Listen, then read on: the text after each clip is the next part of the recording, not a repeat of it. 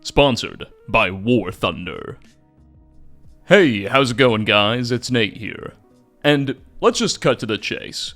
Maik the Liar is one of the Elder Scrolls universe's most iconic and well-known characters. He has appeared in every single game in the franchise, including mobile and card games, since the release of Morrowind all the way back in 2002. His appearance and exact behavior have varied a good bit over the years.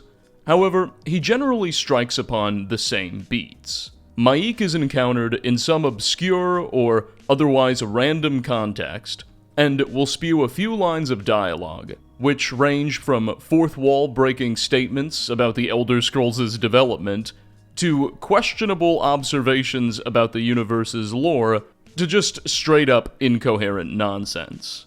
Despite his prolific appearances spread across what amount to thousands of years throughout history, well beyond the normal lifespan of a Khajiit, little is understood about this funny feline.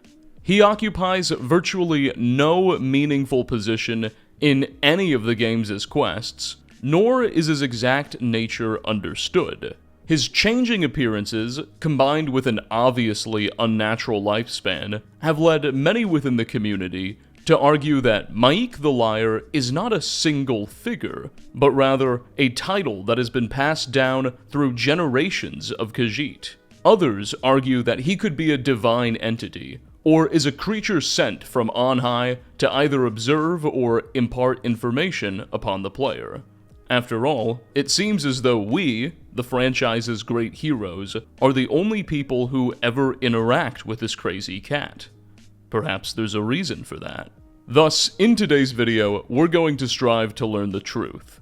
We're going to investigate all of Maik's appearances across the Elder Scrolls universe, including ones you probably haven't seen in mobile and card games, and dive deep into the game files and developer notes, to produce what I think will be the most thorough examination of this character yet. Not to mention, the whole impetus behind this video is that very recently, just in the last few months, ESO has actually expanded a bit upon Maik's lore in some updates, which provides some of our most insightful information yet. But I'm getting ahead of myself. Anyway, sit back, grab a glass of your finest Blackbriar Reserve, and relax, as we dive into the curious case of Maik the Liar. But first, a quick word from today's video sponsor.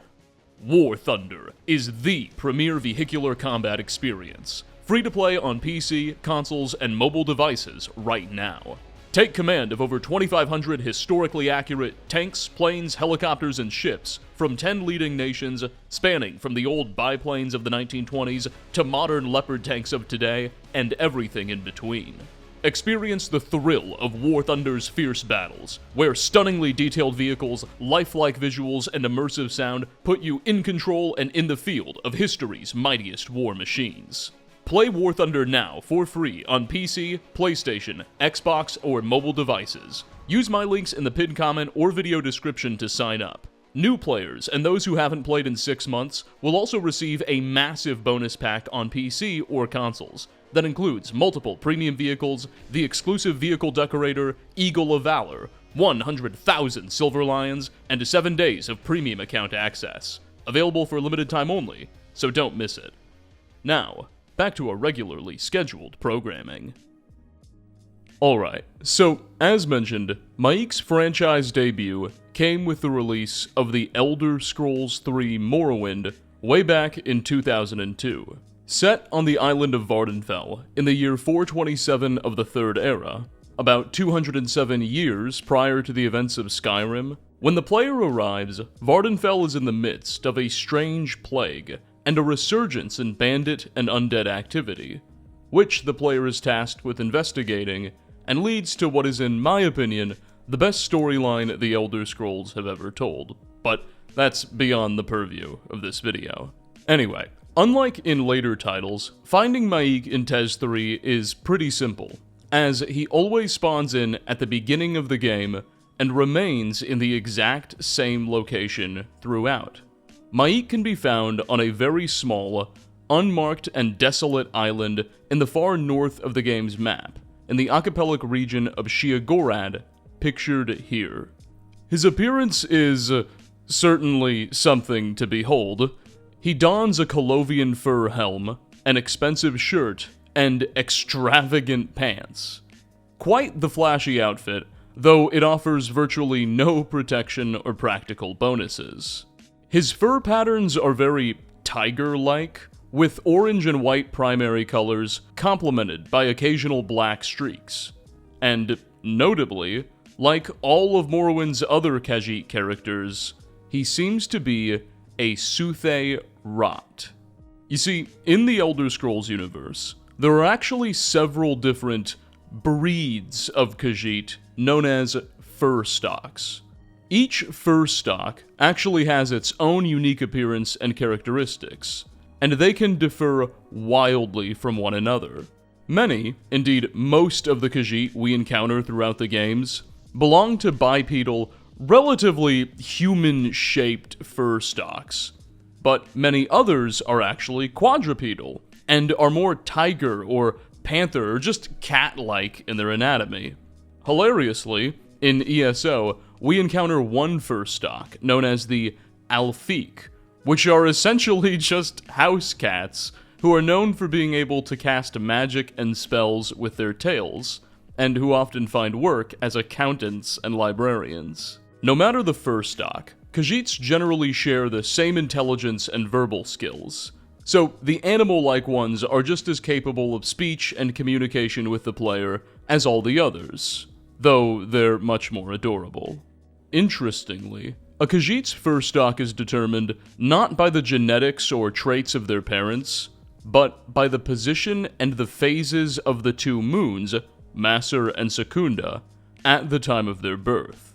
You see, Khajiits are all born looking like roughly similar kittens, but depending on the order of the moons at the time of that birth, they will grow into different fur stocks. This means that two Alfiq house cats could conceivably raise a bipedal Cathay Rot Khajiit as their legitimate child. This fur stock lore has existed since 1998 with the release of the Elder Scrolls Adventures Redguard, where it was described in detail within the game's pocket lorebook that came with every copy, and has since been expanded a great deal by further games. Now, despite all the different breeds of Khajiit that apparently exist, likely due to limitations during the game's development, pretty much all of Morrowind's Khajiit characters, including Maik, belong to a specific fur stock known as Suthe Rot.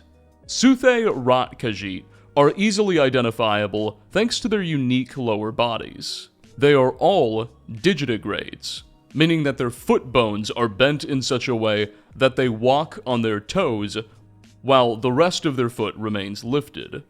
Furthermore, their facial structure is also much more animal-like than other bipedal Khajiit fur stocks, like the Cathay, who we'll soon encounter in Oblivion.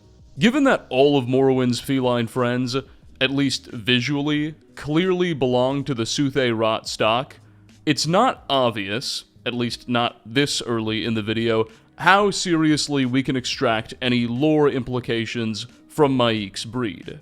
Like, are we genuinely supposed to assume that every single Khajiit in Vardenfell just so happened to have been born during the same lunar phase, specifically when Masser is in a new moon and Secunda is waning?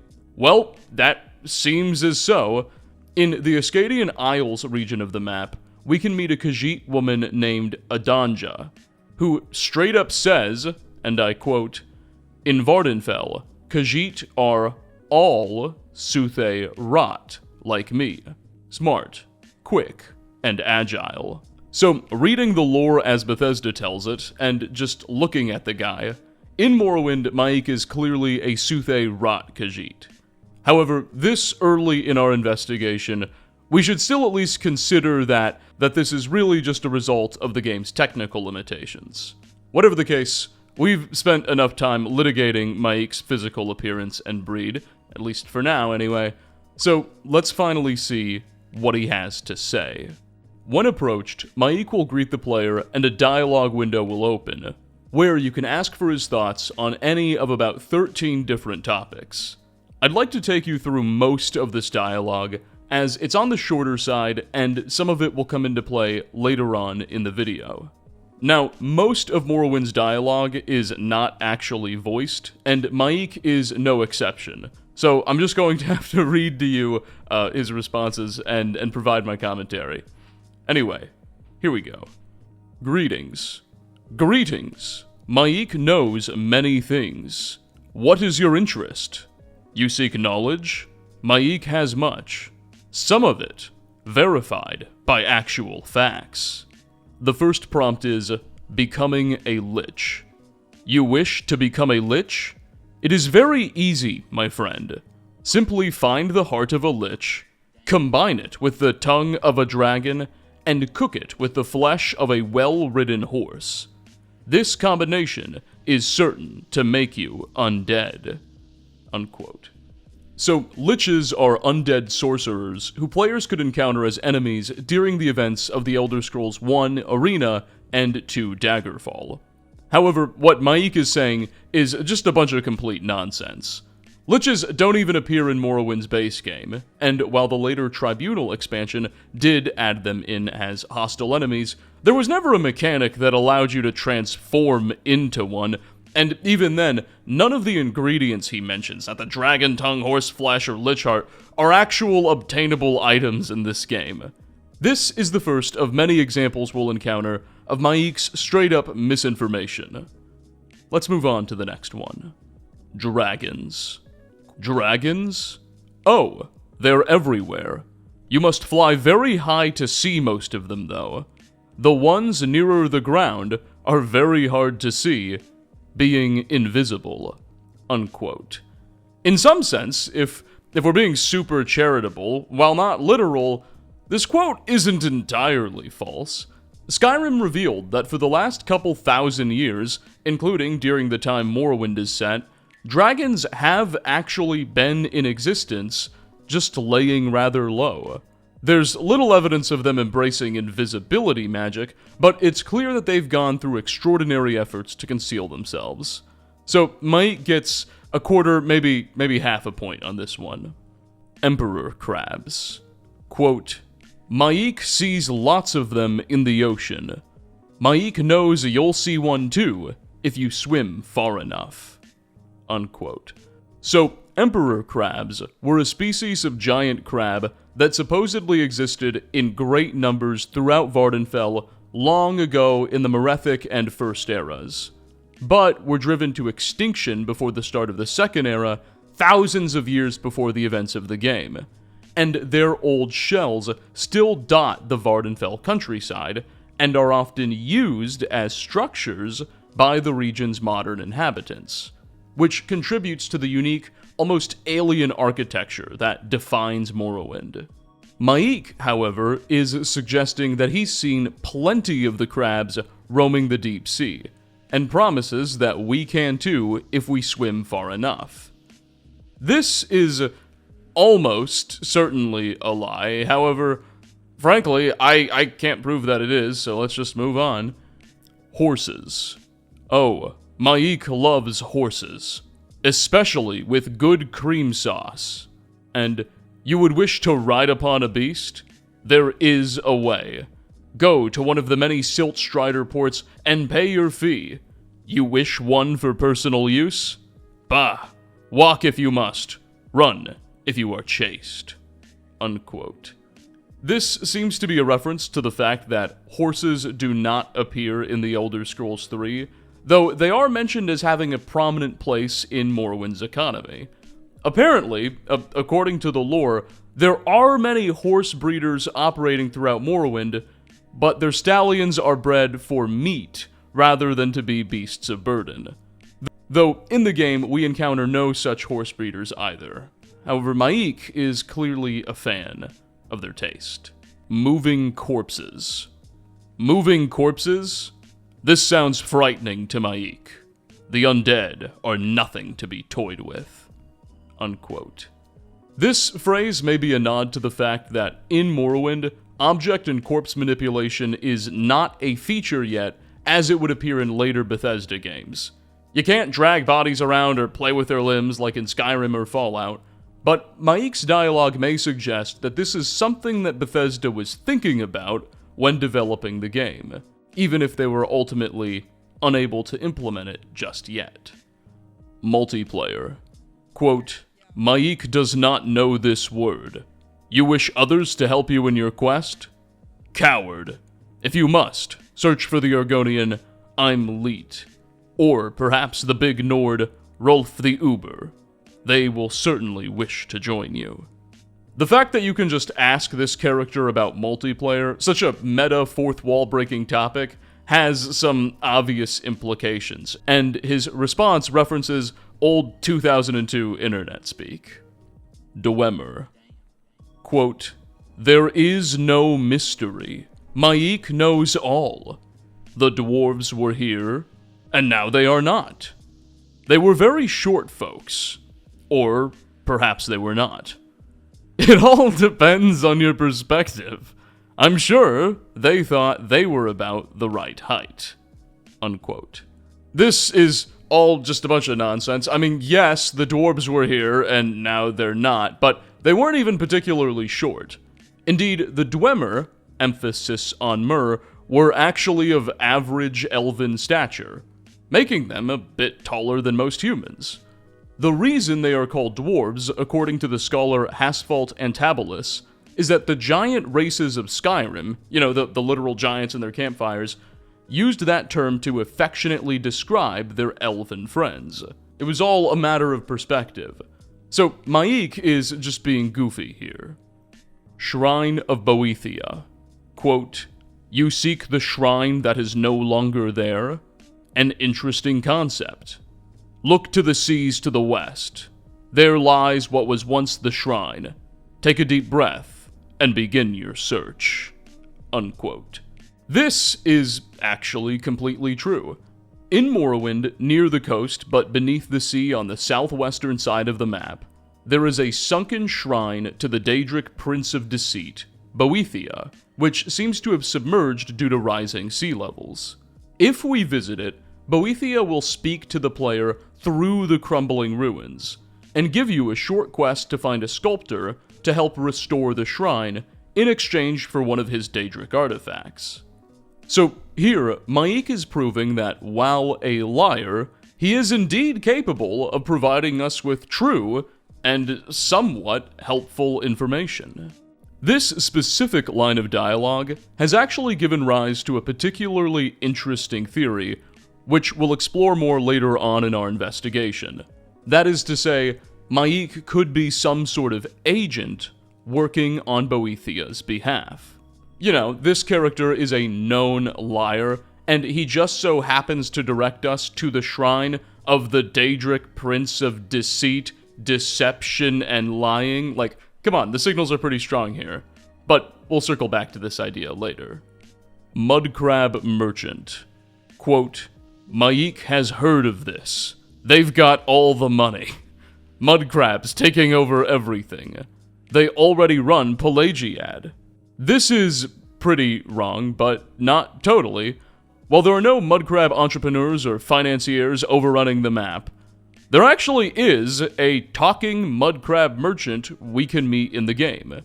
He can be found on screen here in the southeastern region of the map, a little ways away from Vivec City on Azura's coast. Notably, this talking mudcrab merchant is actually the wealthiest merchant in the game, with a balance of 10,000 gold. One of the big problems that you encounter in Morrowind's late game is that as your character progresses and you get more and more expensive high-tier items, it becomes harder and harder to find merchants who actually have enough money to buy everything from you. And this mudcrab's very high net worth makes him a useful person to go to late in the game. And there you have it. That's pretty much all of Maik the Liar's dialogue in Morrowind. Clearly, there's something unique about this talkative Khajiit.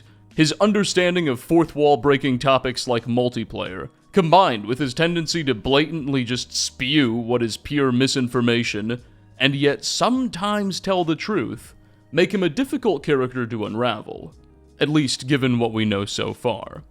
But before we move on to Maik's appearance in the next game, there's one more thing I'd like to discuss. In later games, Maik the Liar becomes an essential NPC. However, he's not in Morrowind. In fact, Morrowind handles essential status very different from later games. In Oblivion or Skyrim or Fallout 3, essential NPCs are basically invincible and cannot be slain under any circumstances. If you deal enough damage, they'll often fall unconscious or take a knee for a brief period of time, but they'll always get back up and persist. In Morrowind, though, essential characters can just straight up die. However, when that happens, the player will be greeted with a pop-up, informing them that an important character necessary to the game's story has perished, and thus it's likely that some important quests have been broken. It is thus recommended that you reload a save, but if you wish, you may persist in the doomed world that you've created. Anyway, none of this even matters, because, again, Maik is non-essential in Morrowind. He spawns in at level 5 with 54 health and 86 magicka, making him a rather unformidable opponent, and on top of all of that, his aggression is set to cowardly, meaning that when attacked or threatened, he will always run away, which he's actually quite good at, because Morrowind Maik can walk on water. Indeed, the game files reveal that the character has a unique ability, accurately called Maik's water walking, which allows him to just sprint over the oceans without any issue for as long as he deems fit. This can genuinely make him a kinda hard character to slay, and is pretty practical for a man who lives on such a tiny, tiny island. It also suggests that the contents of his mind aren't the only special thing about this Khajiit. But we spent enough time on Morrowind. Let's jump forward in time and see how this character appears in the next entry in the franchise, The Elder Scrolls IV: Oblivion. Set just 6 years after the events of Morrowind, Oblivion takes us to the Imperial homeland and capital of Cyrodiil, where the player, sometimes called the Hero of Kvatch, must do their part to stop the forces of the evil Daedric god Mehrunes Dagon and his legions from Oblivion from conquering the mortal realm. But more importantly for our purposes, it provided us with another opportunity to meet our favorite feline. Now, unlike in Morrowind, Maik doesn't necessarily spawn in and just hang around at the exact same location all the time. However, your odds of encountering him aren't exactly random either like they are in Skyrim. You see, in Oblivion, Maik spawns in at the beginning of the game as soon as the player escapes the prison, and he spends his days just running back and forth between the cities of Leyawiin and Anvil, traveling constantly on the exact same path, sprinting along the Gold Road, the Red Ring, and the Green Roads, tirelessly moving between the two settlements day and night. However, once a day, between the hours of noon and 5 p.m., Maik will take something of a break from his normal route and start looking for calipers. Yes, I'm being serious. He'll stop running between the two towns, and he'll just dart off towards the nearest set of calipers, which he'll collect and put in his inventory. Calipers in the game are a nearly worthless miscellaneous item that don't really do anything. Traditionally, they're used as a measuring device, but that doesn't apply in Oblivion. It's not at all obvious why this Khajiit is so obsessed with them. But one of the ways you can lure him to you is by dropping a pair nearby during those hours. Maik will eventually discontinue this behavior once he has 20 pairs of calipers in his inventory. Once he's got all of those, then he'll stop searching and just keep running the route. A look in the game files reveals that Maik's particularly bizarre schedule and behavior are the product of a series of unique scripts and AI packages that Bethesda created exclusively for him. It also suggests that Maik's range for caliper hunting actually extends throughout the entirety of the playable outside world space, and then some. So, in theory, his search for calibers could lead him very, very far. But in practice, the 5-hour window on this behavior usually keeps him relatively close. The game files also reveal to us that, unlike in Morrowind, Oblivion Maik is pretty stacked stats-wise. His strength, intelligence, agility, and speed attributes are all maxed out to level 100, while he boasts a respectable 85 endurance, 50 luck, and 53 willpower.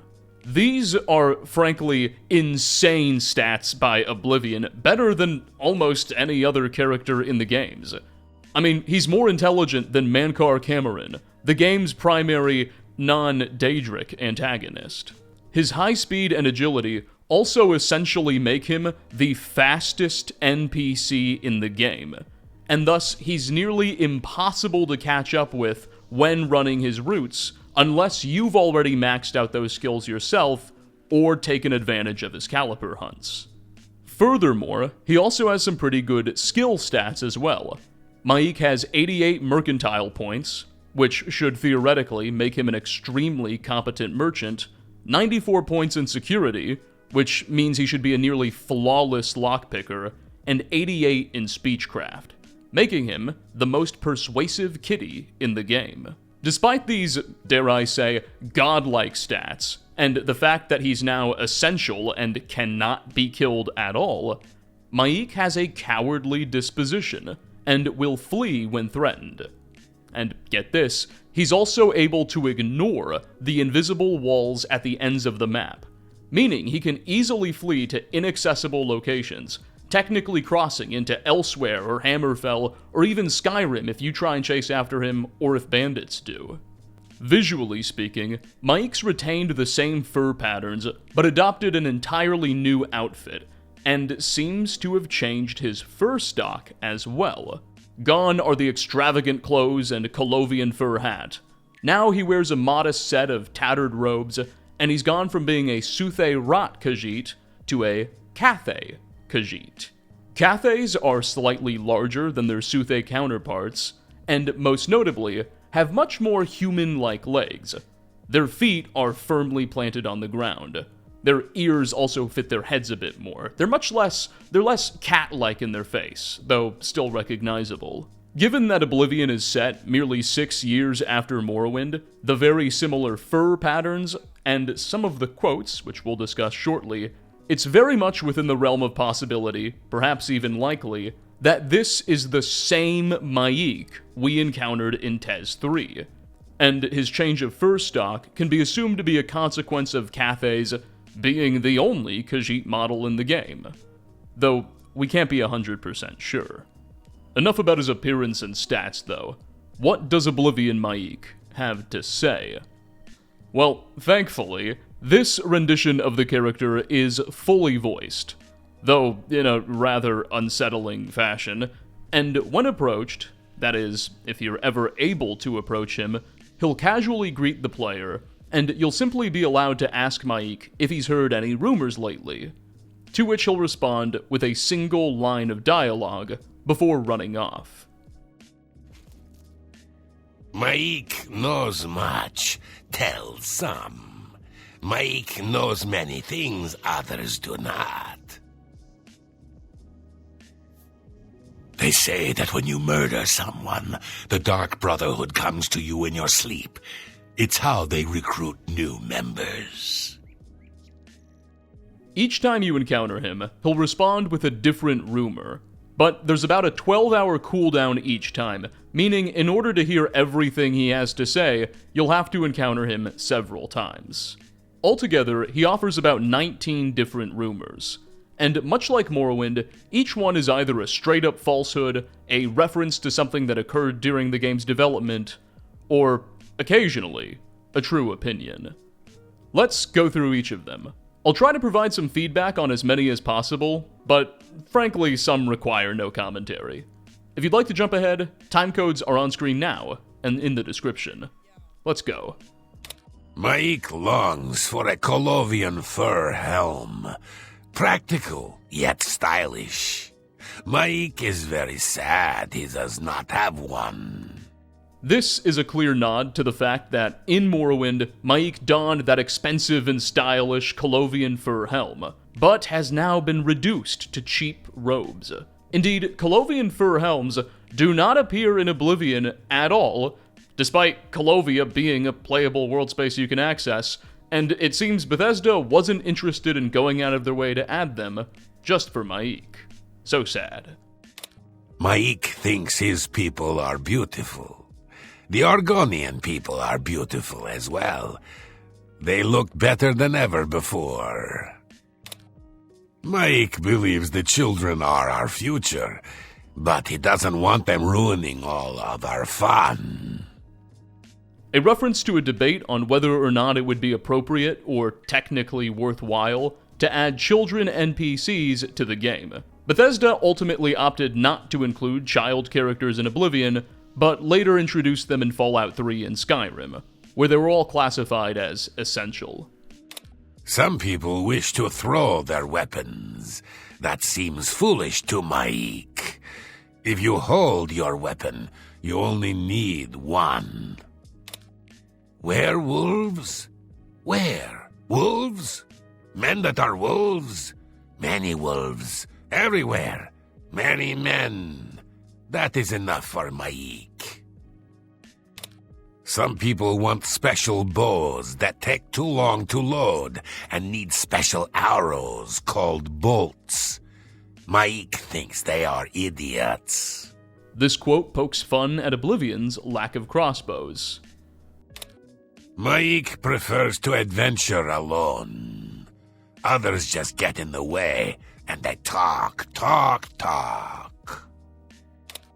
People always enjoy a good fable. Maik has yet to find one, though. Perhaps one day. A hilariously, not so thinly veiled jab at the video game Fable, a fantasy RPG whose release cycle mirrored Oblivion's and was often compared to Bethesda's upcoming game. Fable ultimately failed to live up to the hype, while Oblivion did not, and Maik is clearly happy about that. I have seen dragons. Perhaps you will see a dragon. I won't say where I saw one. Perhaps I did not. Levitation is for fools. Why would we want to levitate? Once you are up high, there is nowhere to go but down. A nod to the fact that levitation spells were a pretty big deal in The Elder Scrolls 3, but did not return in Oblivion. In fact, I think the official lore behind that is that the Imperial government banned the practice. But I think the unofficial lore is that Bethesda had enough on their plate already during development. So, there you go. Just about all of Maik's dialogue in Oblivion. As you can probably tell, there's a pretty strong emphasis on meta references and allusions to game features discussed during development, whereas Maik's fibs and perhaps his true opinions are given the backseat.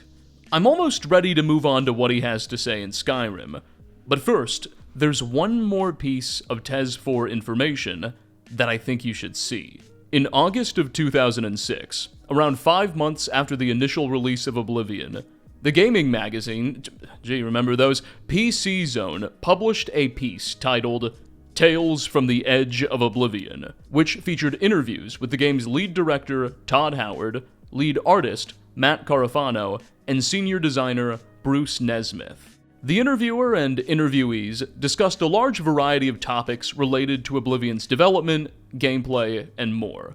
You know, Todd is asked a bunch of questions about why and how the company crafted the game's main story the way they did. The interviewer asks Matt what his favorite Oblivion quest is, that sort of thing. Well, at one point in the article, the interviewer directly asks Todd Howard about Maik the Liar. And, well, here's how it goes. Quote, in Morrowind, there was a relatively disturbed Khajiit called Maik the Liar, who, if found, would regale you on a number of untrue topics. Where to find dragons, where to find nude characters, the nature of weresharks, and some curious opinions on horses. Now come Oblivion, Maik's back, although he doesn't lie so much. This time around, he races around the map searching for calipers in 5-hour stints, so the chances of meeting him are slim. We love to wink at the camera sometimes and have a little fun, explains Todd Howard. Quote, in each Elder Scrolls game, we have one item that, for some reason, all the artists and designers have placed repeatedly in the world. Calipers became the thing in Oblivion. In Morrowind, it's pillows. So when you open a chest, you might have some calipers or a tongue, and you're just wondering what you're supposed to do with these things. And eventually you realize that there's no use for them. So we have this character, Maik the Liar, to make fun of them.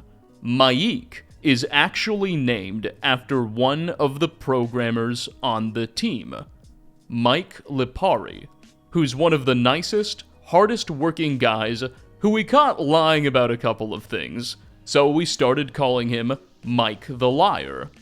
This is back in the Morrowind days. It's great in Oblivion because he lies so fast. He'll run up to you, say something, then run off so quick. Unquote. Well, there you go, straight from the head of Bethesda Game Studios' mouth. Maik the Liar was inspired by the habits of a mischievous but hard-working Bethesda employee, a programmer named Mike Lipari, who after being caught in a couple of fibs, earned the nickname Mike the Liar. Now, funnily enough, whatever fibs Mike was telling must not have been anything serious, because Lipari actually remains, to this day, a senior programmer at Bethesda, and is still on the Fallout 76 team. Must have been small stuff, like, yo, my girlfriend works at another game studio type, and, not falsifying design documents or anything. Whatever the case, now that we've identified at least the inspiration for the Maik character, we're left to continue pondering the actual lore behind him, and where exactly this fibbing feline fits in the broader universe's cosmology, assuming he does at all. So, to further that goal, let's move on to the next entry in the franchise, The Elder Scrolls V. Released in 2011, Skyrim takes a big leap forward in the Elder Scrolls timeline, set in the year 201 of the Fourth Era, or roughly 200 years after the events of the Elder Scrolls IV. This greatly supersedes the expected lifespan of any Khajiit, who are generally claimed to have a lifespan of no longer than a single century. So, by this point, the Maik we encountered in previous games should long be dead. And yet he, or perhaps another Khajiit by the same name, is back at it again. The Skyrim version of Maik the Liar is probably the most popular and well-known variant of the character. Yet, in my opinion, this is also the least interesting of his appearances. Maik spawns in as a typical random encounter, with about a 3% chance of appearing whenever the player approaches a random encounter zone. He once again appears to be a Cathay first Khajiit, but this could just be another example of Bethesda's limitations. His fur is of a similar pattern to previous games, though is notably much less bright, despite more bright fur options being available in the game's character creator. Perhaps this is evidence of Skyrim's Maik being a different one. He now wears a set of hooded monk robes, and in his inventory will be 1 to 3 bottles of skooma, which the player can pickpocket. Skooma is of course an illicit substance heavily associated with mania and insanity, particularly popular among Khajiits. It's supposedly manufactured by combining moon sugar from the coast of Elsewhere with the mildly poisonous nightshade flower. Its exact gameplay attributes vary by title, but is generally known to increase the speed, endurance, and energy of its users. In Skyrim, it restores stamina. Skooma is known to be extremely addictive, and has thus been outlawed in most provinces of the Empire. Perhaps some of Maik's own mania is owed to the substance. He has no other items in his inventory, no weapons, and he's once again essential with a cowardly disposition. The feline stats are also pretty mediocre compared to what they looked like in Oblivion. All of his skills are simply set to 5 out of 100, and he spawns in at a base level of 30, with just 50 health, 50 stamina, and 50 magic. His speed is now also totally normal. That all said, what he lacks in strength, this version of Maik makes up for by being the most talkative and, frankly, best voice-acted version of all the characters we've seen so far. He has about 40 lines of dialogue, and each time you encounter him, he'll say 3 of them before growing tired and demanding that you leave him alone. These dialogue lines are more lore-based than the development-oriented ones that we heard in Oblivion. Like, he still cracks jokes about multiplayer functionality and issues with the game's production here and there, but he's much more interested in spreading misinformation, and perhaps some truth, about the universe's lore, characters, and history this time around. Now, if I were to run through every single line of Maik's Skyrim dialogue and comment on them like I did for Morrowind or Oblivion, this video would be an hour over what it needs to be. So instead, I'm going to play a few of what I think are Maik's greatest hits, and only comment on some of the ones who I think really demand it. Phrases that I think are particularly noteworthy and relevant to our investigation. This way, the segment will only last 4 or 5 minutes, rather than 50. If, for whatever reason, you'd like to skip this part, once again, timecode's on screen now and in the description. Here we go. Maik is always in search of calipers, yet he finds none. Where could they have gone? This is a clear homage to his behavior in Oblivion, and perhaps suggesting that this, indeed, may be the same Maik. Dragons were never gone. They were just invisible, and very, very quiet. This is just straight up kinda true. The whole plot of Skyrim revolves around the fact that many dragons have been clandestinely hiding for thousands of years, awaiting the return of Alduin. So, once again, Maik says something that maybe we shouldn't dismiss. Some say Alduin is Akatosh. Some say Maik is a liar. Don't you believe either of those things? Okay, so this is actually pretty serious. You see, the ancient Nords worshipped a pantheon of gods pretty similar to the ones upheld by the Imperials, though with similar names. Sometime after the establishment of the first Nord kingdoms after the Dragon War, the Nords of Skyrim largely just adopted the Imperial nomenclature for their divines. So Stune became Stendar, Orki became Arche, that sort of thing.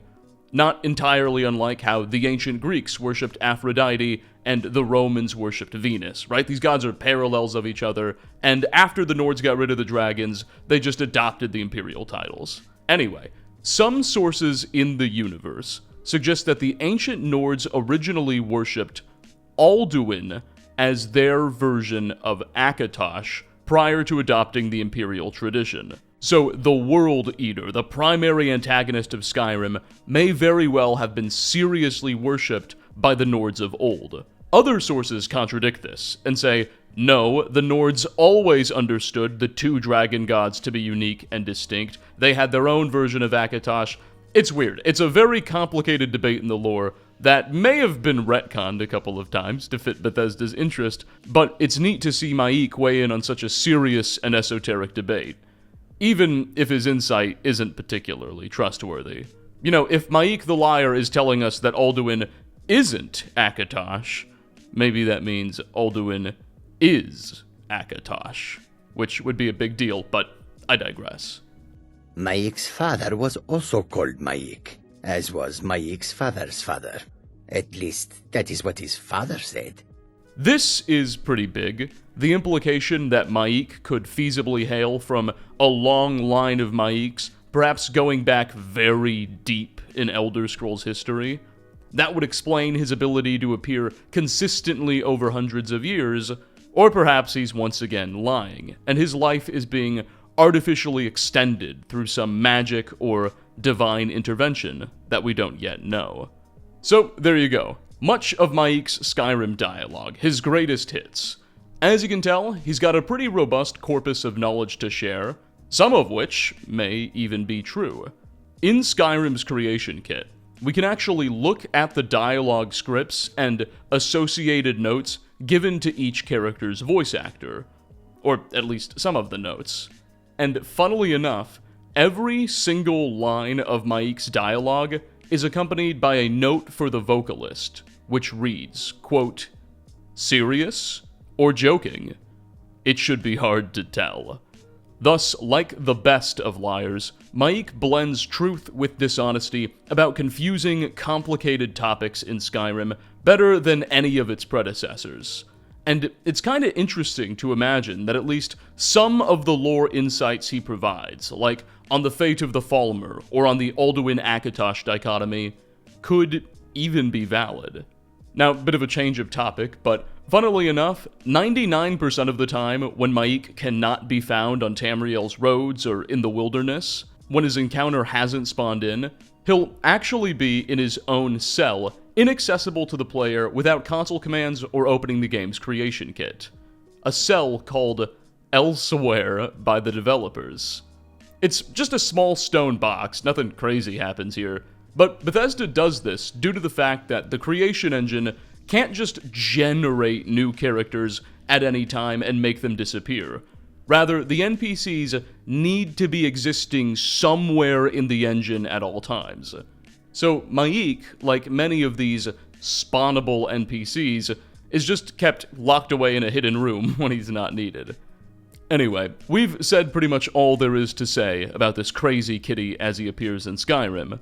So let's move on to the next edition in the franchise, The Elder Scrolls Online. Set in the year 583 of the Second Era, The Elder Scrolls Online takes place roughly 1,000 years prior to the events of Skyrim, and 800 before Morrowind and Oblivion. You wouldn't expect to find any Khajiit or even Elven character recurring this far back in history. And yet, not only has Maik returned, with more dialogue than ever before, but the game actually provides us with more lore on the character and his nature than any of the other titles, perhaps combined, although the bar for such a statement isn't set super high.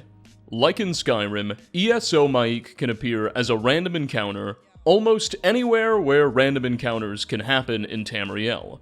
No longer limited to the borders of just Vardenfell or Skyrim or Cyrodiil, he can now be found in all of those places and then some, from Elsewhere to the Somerset Isles to High Rock.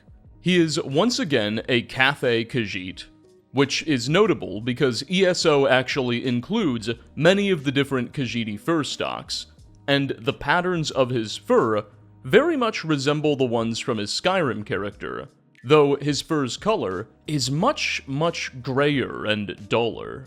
While the Maik from ESO generally looks like his Elder Scrolls V counterpart, at this point, he bears almost no resemblance to his Oblivion or especially Morrowind appearances.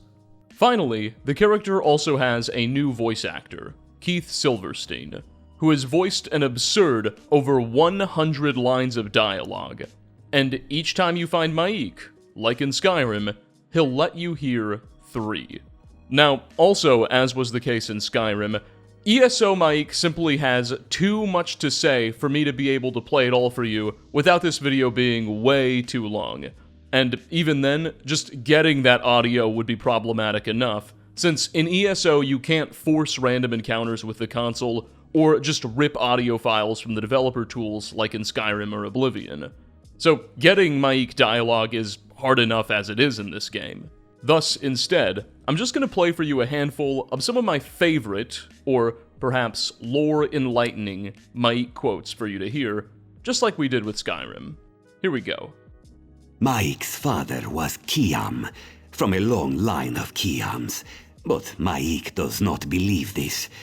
His father was a known liar. This is an interesting quote. Kiam, of course, is simply Maik spelled backwards. If we assume that this Maik is the same Maik we met in Skyrim, which may be a stretch, then this statement would directly contradict his previous assertion that his father's name was Maik from a long line of Maiks. But then again, maybe their family naming conventions changed in the last 1,000 years. And, of course, Maik is a liar. This also contradicts a bit of lore we'll encounter later on in this section of the video, but I'm getting ahead of myself. You have heard that the Khajiit love naps, yes? So does Maik. Though maybe Maik is napping now, and this conversation is but a dream, No comment needed here. Have you seen dragons? No? Maik thinks they must be hiding for now. Once again, Mike is perfectly correct in his assertion about dragons, challenging his namesake. Mike was told to stay away from Old Gate. This confused him. Mike remembers when it was called Gate. So, Old Gate is a fortified border gate with its own little community growing out of it that controls the border between the regions of Rivenspire and Stormhaven in the province of High Rock. True to its name, Old Gate is a very, very old structure, and there are pretty consistent records suggesting that it's been around since at least the very early First Era, well over 2,000 years prior to the events of ESO. If Maik can recall a time when Old Gate was simply known as the Gate, then that would only further cement the idea that this character is very, very ancient. It is best to never speak of dragons, lest they show up. This Maik has learned. Once again, pretty true. We learned in Skyrim that the way dragons are summoned is by shouting their name. Hence, the shouts to summon Odaving or Durnever are just Odaving and Durnever. This is also how it works in ESO, though we can only watch other characters summon dragons and not do it very often ourselves. So, here again, Maik spits facts over fiction. Alright, that about does it for what I consider to be the most interesting and revealing lines of Maik's dialogue. Of course, there's way, way more than that in ESO, plenty of meta-references to development and other lines in there. The unofficial Elder Scrolls Wiki maintains a database of nearly 100 lines he's known to have, and I'll leave a link in the description for those of you who are interested. Though, notably, because ESO's game files are inaccessible, the wiki lists can't actually be cross-referenced like with Skyrim or Oblivion. So it's possible that there are even some ESO Maik lines that haven't even been documented yet. Anyway, with all of that dialogue out of the way, I'd like to move on to what I think is probably the best and most exciting part of this whole investigation. The little Easter eggs and references to Maik's backstory and lore that we can find scattered throughout the game, because these paint a very, very exciting picture. In ESO, there's this small region we can visit. Really, it's just a large dungeon, known as Crow's Wood. Crow's Wood is an island within the Evergloam, the Daedric god Nocturnal's plane of Oblivion, and the island is ruled by a group of talking crows known as the Blackfeather Court, who govern in Nocturnal's name. The Blackfeather Court and its members are truly a group of hilarious characters. They're rather bird-brained and struggle to maintain their authority, seeing as few people and Daedra are willing to take a bunch of talking birds seriously. During our time on this Daedric island, the Blackfeather Court will demand that we pay them a toll of silver or bat meat for intruding upon their lands. But, in all seriousness, the toll is completely optional, and they can be ignored. Anyway, we encounter most of the Blackfeather Court's members hanging out in this small garden of stones, which is littered with the offerings and tolls paid by previous travelers to the court. Or, at least, these offerings were made by the few travelers who respected the birds enough to bother with the whole thing. And we can look around and investigate some of these offerings. A bunch of gold, some jewelry, some armor, and one offering in particular is a flute with a funny inscription on it. That inscription reads, quote, "A gift from Maik to his son, Maik." Furthermore, and I can't necessarily prove this link, but right next to this flute is a pair of calipers, something we now know are very much associated with Maik. The obvious implication here being that someone with Maik's flute and Maik's calipers, likely a Maik himself, made his way through Crowswood and paid the toll to the Blackfeather Court with those items. Recall that in Skyrim, Maik did tell us that his father's name was also Maik, and that he descends through a long line of Maiks. Perhaps one of those traveled through here. At the same time, ESO Maik says that his father's name is actually Kiam, from a long line of Kiams. Does this prove that ESO Maik was lying about his lineage, while Skyrim Maik was telling the truth? Well, frankly, it's impossible to know. Presumably, a liar like Maik would have no qualms about forging inscriptions as well, so we can't even be sure that this flute was really a gift from his father. Truly, the only folks who might know what's going on here are the members of the Blackfeather Court themselves. And they almost certainly don't remember. Moving on from Crowswood and the dim twilight of the Evergloam, in 2023, ESO received its 7th chapter, or yearly expansion, called Necrom, which opened up the Telvanni Peninsula region of mainland Morrowind, and centered around the great and ancient Dark Elven city of Necrom, hence its name.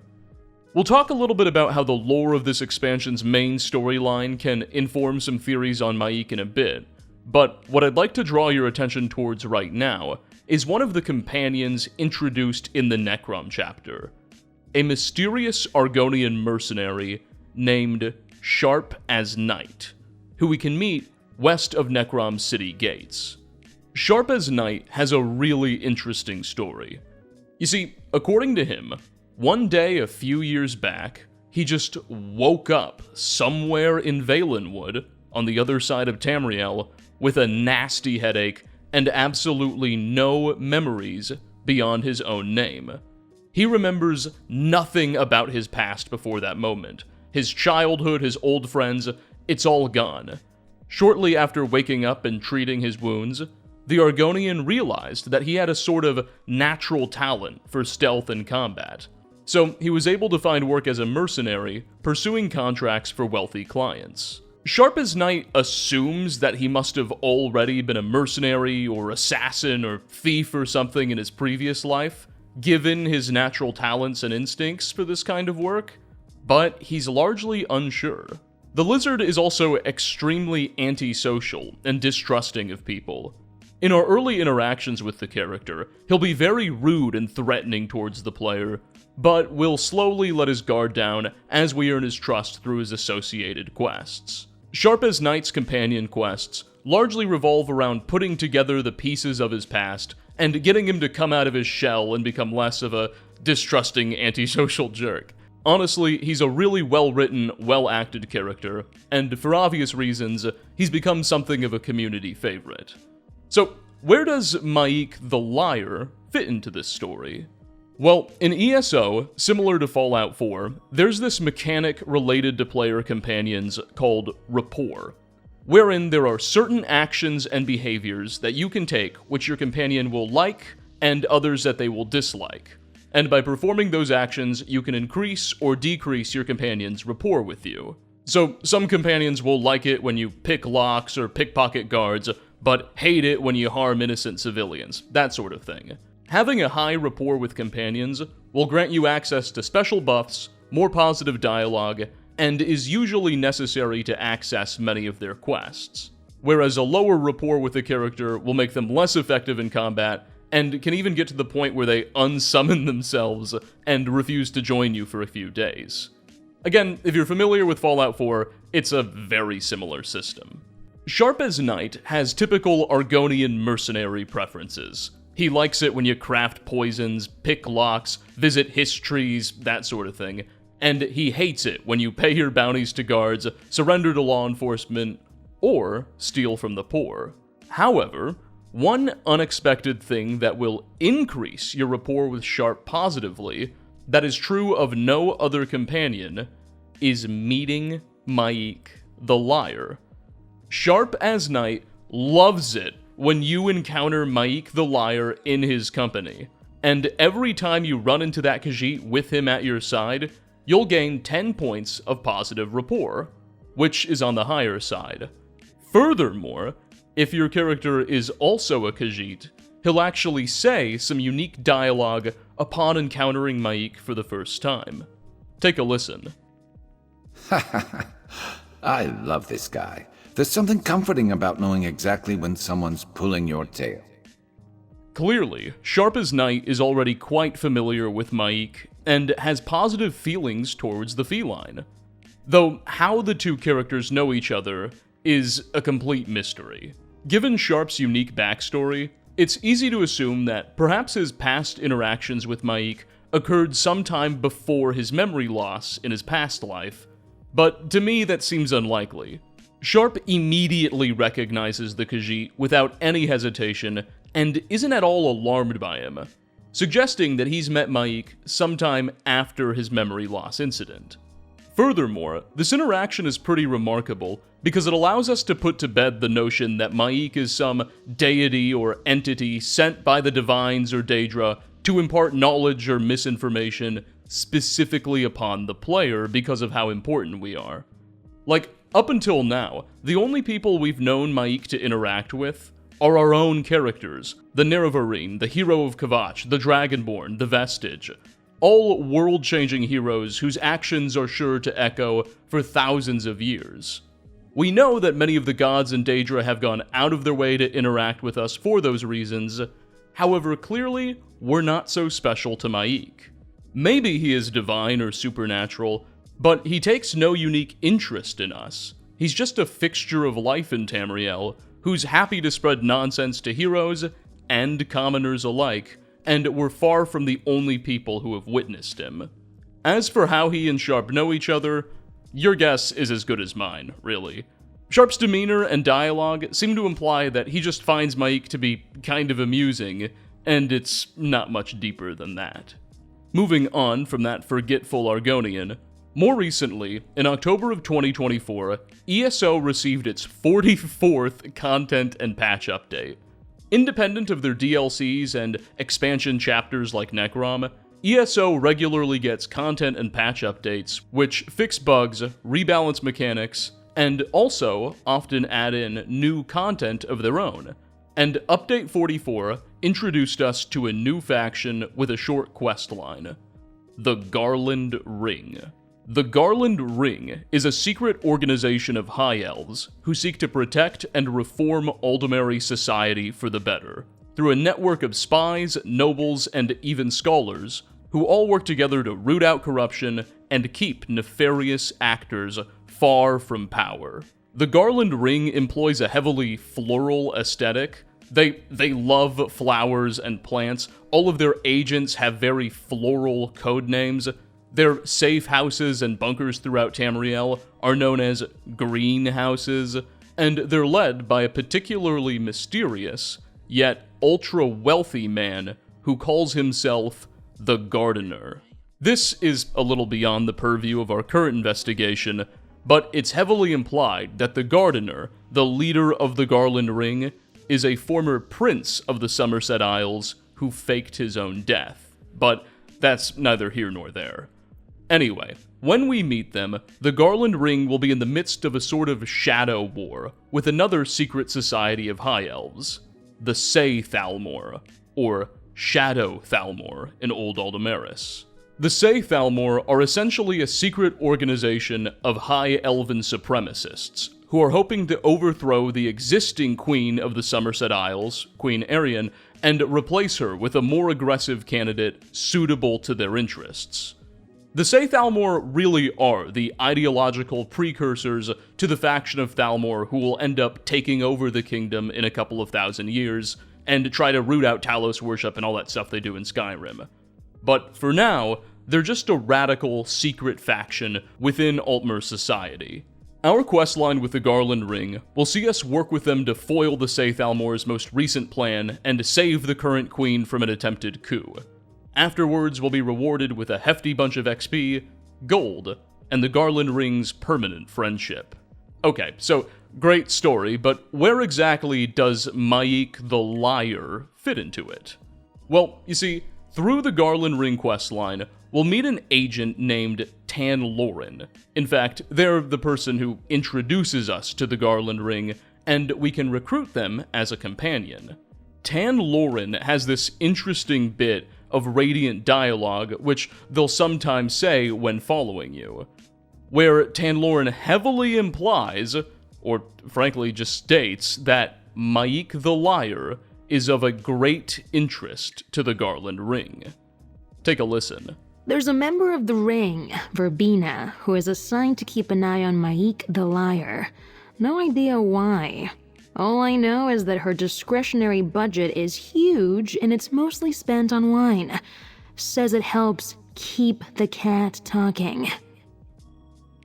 This, for one, affirms that Maik has interactions with other characters besides the player, and in the same vein, it also suggests that Maik is a pretty well-known guy. I mean, Tan Loren brings him up expecting us to already be familiar with him. So perhaps his reputation is much larger than we previously thought. What exactly it is the Garland Ring wants from him, however, well, that's the million-septim question. They're clearly interested in what he has to say, spending a great deal of money on wine to keep him talking, but what kind of knowledge they're looking for is anyone's guess. We've already established that Maik does more than lie. He offers suspiciously accurate assessments on the fate of dragons well before anyone else could know. He weighs in on complicated topics like the Alduin-Akatosh dichotomy, possesses an understanding of fourth-wall-breaking topics like multiplayer, and of course, has apparently visited the Daedric Plains of Oblivion. So the Ring could really be trying to find out anything. Regardless, for now anyway, that's about all of the information ESO gives us about this curious Khajiit. But before we start theorizing and trying to put all of this information together, there's one more Elder Scrolls game that Maik makes an appearance in. One that you probably haven't put many hours into. The Elder Scrolls Castles. Released globally in late 2024, though soft-launched in certain markets before then, The Elder Scrolls Castles is a free-to-play mobile game set in the Elder Scrolls universe, where players are tasked with ruling over their own castle and noble house. Gameplay revolves around managing resources, growing your castle, and recruiting subjects to expand your population. Not to be demeaning, but it's essentially the same game as Fallout Shelter, just in an Elder Scrolls skin. Bethesda was obviously hoping to capitalize on that game's success and introduce it to their Elder Scrolls audience. Exactly where Castles fits in within the broader universe's timeline is pretty vague. There are mentions of dragons and the Stormcloak Rebellion, which suggest that it may be contemporary with the events of Skyrim. There are also a bunch of Skyrim characters that make an appearance, like Ulfric Stormcloak, General Tullius, J'zargo from the College of Winterhold, and a few more. But there are also some characters from Oblivion and Morrowind that appear, so it's kinda weird. Whatever the case, as you've probably already guessed, one such character who appears, or reappears, as a potential subject in this game is our old friend, Maik. Maik the Liar can find his way into your castle if you simply purchase him as a subject in the game's store for 470 gems. Though he's one of those characters that's only available seasonally. Otherwise, he can occasionally, but rarely find himself in your court through the normal RNG mechanics. His official description reads, quote, "Renowned across Tamriel for his heroism, Maik the Liar's feats include slaying Dagoth-Ur, solving the Oblivion crisis, and ending the war in Skyrim." Maybe. Notably, Castle's Maik is entirely gray, with a fur pattern that is unrecognizable when compared to his appearances in Skyrim, Oblivion, and Morrowind. Though, you'll recall, he was much grayer in ESO, and there's some resemblance with that version of the character. Now, in Castles, Maik behaves as just another run-of-the-mill subject. He doesn't have any special dialogue or anything like that. But like all other subjects in the game, he does spawn in with his own set of traits, which influence his behavior and effectiveness in your community. Altogether, Maik has 5 unique traits, and I'd like to run through each of them because I think they're somewhat revealing. Firstly, he has the Enduring trait, which grants its beneficiary an unusually long lifespan. In castles, most Khajiits and other characters will perish of old age somewhere between 80 and 100 years. But the Enduring trait allows them to persist much longer, past 120 years. It's not always perfectly consistent. Some will only make it to 115, some can go to 130. There's some algorithm behind it that hasn't yet been deciphered, but I think this is a pretty interesting detail. Next, he has the Jester trait. The description of that trait reads, quote, "enjoys telling a joke, even when not appropriate." The effect on gameplay being that his presence will essentially just slightly improve everyone's happiness around him. He's good for morale, something we observed earlier in his interactions with Sharpa's Knight. His third trait is Mighty, which makes him uniquely productive when assigned to smithies and oil presses. This is not necessarily a consistent feature of Maik's that we've observed in past games. Sure, his stats were pretty OP in Oblivion, but his Morrowind, Skyrim, and ESO versions were all rather weak and cowardly, so I'm not sure what to make of this beyond it being just another gameplay mechanic. He is also melodramatic, a trait which his description reads, quote, "prone to overwrought retellings of lengthy stories from history." Unquote. A shoe that certainly fits. This trait doesn't seem to do anything unless your subject becomes a ruler, in which case it increases the amount of drama they'll be involved in, but it certainly makes sense being assigned to this clever cat. And finally, last and perhaps most surprisingly of all, Maik the Liar is devious, which makes him much more prone to assassination, but also more skilled with daggers and useful for certain quests. This is a very out-of-place trait for the character. You know, Maik, we've seen he is a Khajiit that wears many hats. He is many things, but evil or devious hasn't yet seemed to fit the bill. Perhaps many of his lies aren't coming just from a place of jest, but a place of malice. Whatever the case, due to his skills, Maik's days are best spent managing the oil presses, where it can produce about 20% more resources than average. Also, though strangely enough, every subject in Tez castles has a set birthday, and Maik is no exception. He was apparently born on the 10th of Sun's Height, though the year isn't known. Sun's Height is the 7th month of the 12-month Elder Scrolls calendar, so it's kind of like he was born on July 10th. But again, we don't know the year. That day isn't particularly significant as far as I can tell. However, in the Elder Scrolls II Daggerfall, there was this mechanic of Daedric summoning days. The idea being that without certain skills or powers, the Daedric gods can only be summoned at their temples on certain days. This whole system has since been completely retired, but the 10th of Sun's Height in Daggerfall was, coincidentally enough, the summoning day for Vermina, the Daedric prince of dreams, nightmares, and omens, who we could summon and then receive a quest from. Though, frankly, beyond the similar birthday and summoning day, I can't find any deeper connection between these two characters. At least, not right now. Alrighty, that about does it for all the information that the games themselves provide us on Maik. So, now that we've compiled all of this data, let's put it together and ask, what on earth is going on here? Are there any common themes or lines of inquiry we've observed in the last hour that could point towards the origins and nature behind Maik?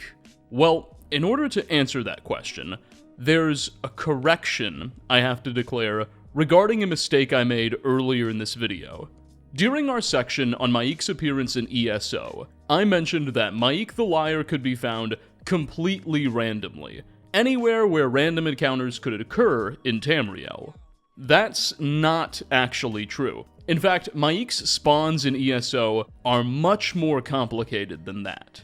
You see, the ESO map is not a single contiguous world space.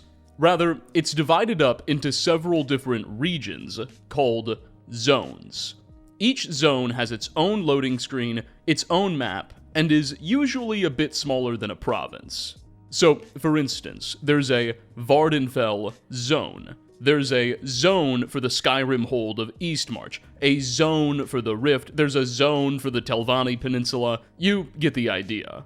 There are a couple of zones, like for instance Cyrodiil, wherein Maik will just never spawn at all. But he is active in most of the zones, and within the zones he can be active in, there will usually be 2 to 4 predetermined, independent locations where he may spawn.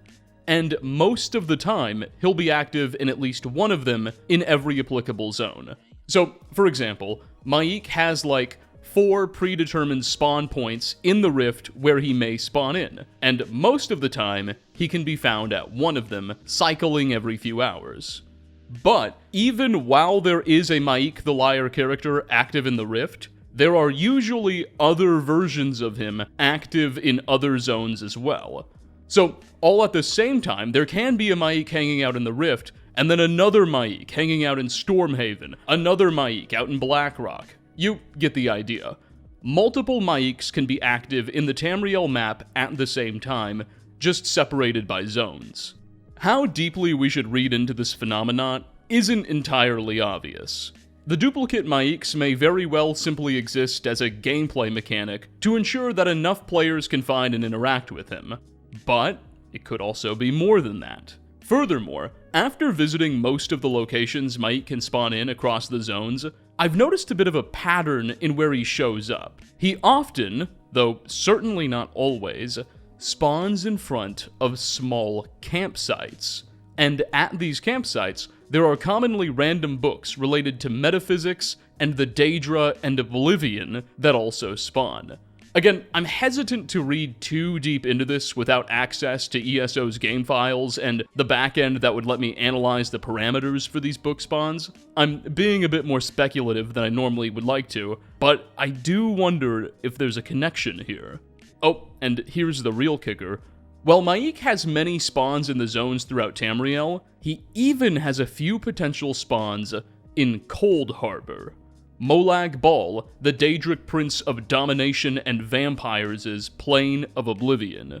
This isn't super crazy. We've already seen evidence for the character's presence in Crowswood within Nocturnal's plane, but this is solid, irrefutable proof that Maik has access to dimensions of reality far beyond the mortal realm. This leads us into our first theory, a theory that I myself don't necessarily subscribe to, but has become prominent enough that, at the very least, it deserves a mention and a fair shake. That Maik the Liar may be an avatar, or perhaps an agent, of one of the universe's various Daedric princes. Daedric intervention could explain his unnatural lifespan, his ability to enter Daedric realms, and perhaps a mild affinity he seems to have for certain pieces of Daedric literature. The problem with this idea is that no one can agree on which Daedric god Maik could be working with. Of course, back in Morrowind, one of the only completely truthful things he said were the directions to the underwater shrine of Boethia, where the god of deceit needed our services. And again, Boethia is the god of deceit, betrayal, and lies, so it's easy to see how this Daedra might be affiliated with a clearly supernatural character. On the other hand, Boethia's tricks are generally for pretty sadistic purposes. The god of treachery is usually trying to convince someone to commit horrible betrayals or harm others, whereas Maik's lies are often more innocent in character. And as his interactions with Sharp as Night reveal, Maik appears to be well-liked by many of the people in Tamriel, who all know he's just pulling their legs. So, for me, Maik just seems a little bit too good-natured to be affiliated with such a dark and wicked spirit. Though, Tez Castles does suggest that he has a devious side. The other Daedric god members of the community like to associate Maik with, and in my opinion, this connection is a little bit more convincing, is Sheogorath. the Prince of Madness and Mania. While occasionally capable of levels of cruelty similar to Boethia, Sheogorath is generally much more concerned with his own entertainment, and seems to be a much more fitting patron of this fibbing feline. Like, disguising himself as, or just sponsoring a skooma-addicted cat that runs around and spreads misinformation is absolutely something Sheogorath would do. And there are some pretty interesting, if not circumstantial, connections between the characters that go a little bit deeper. For one, Sheogorath actually seems to share Maik's famous affinity for calipers. During the events of the Elder Scrolls IV's Shivering Isles DLC, which was set in the Shivering Isles, Sheogorath's realm of Oblivion, calipers had an interesting role. There was this side quest called Work Is Never Done, where we could help a sleepless denizen of bliss, named Tove the Unrestful, build a boat by gathering for him 50 sets of calipers and 50 tongs. I'm being serious, yeah, he wanted us to help him build his boat by getting 50 pairs of calipers. I don't know, man. Later on in Skyrim, we could meet this manic woman named Wylandria, who served as the court mage to the Jarl of Riften. Wylandria is clearly a bit crazy, but like in a fun, goofy way, and it's been suggested that her scattered brain nature could have something to do with Shio's influence. Anyway, she has this fun line of dialogue where she goes off on calipers if you bring them up to her. Calipers? That's utterly ridiculous. Maybe long ago you could just find calipers in every household across Tamriel, but not anymore. Hold on. You've given me a brilliant idea. Just as calipers hold materials in place, a soul siphon can hold magic fields in place. Genius! And I'm sure you've completely worked out how to counteract complete dimensional collapse, right? Of course! 9 is the most basic of magical principles. Oh, how stupid of me. Finally, in Skyrim, Maik is found with several bottles of skooma in his inventory, a consumable often heavily associated with Shio. As a matter of fact, in Khajiit mythology, Sheogorath is often known as the skooma cat. In ESO, we can meet the skooma cat, Shio in his Khajiit form, and he usually chooses to depict himself as an Alfiq kitten, and he has a bit of a weakness for yarn and random fits of purring. Again though, all of this Daedric evidence is, at best, circumstantial.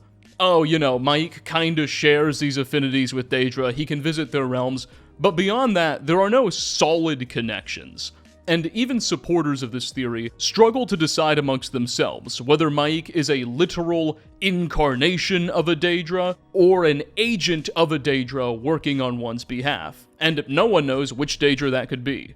So, overall, I'm pretty skeptical of this theory, though I'm unable to entirely dismiss it. There is another idea, however, that I'm much more partial towards, enjoys technically some developer support, though is not without its own shortcomings, and is very complicated.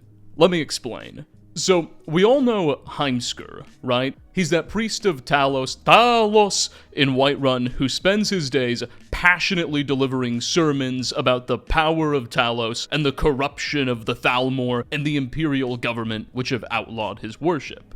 Well, despite the fact that he's a Skyrim character, in the Elder Scrolls Online, Heimskr's name shows up in 2 separate books, both related to the climactic and geographical history of Cyrodiil. You see, Cyrodiil is known to be a very temperate, agriculturally productive region of Tamriel, with a very passive, almost like Mediterranean or Southern Californian predictable climate.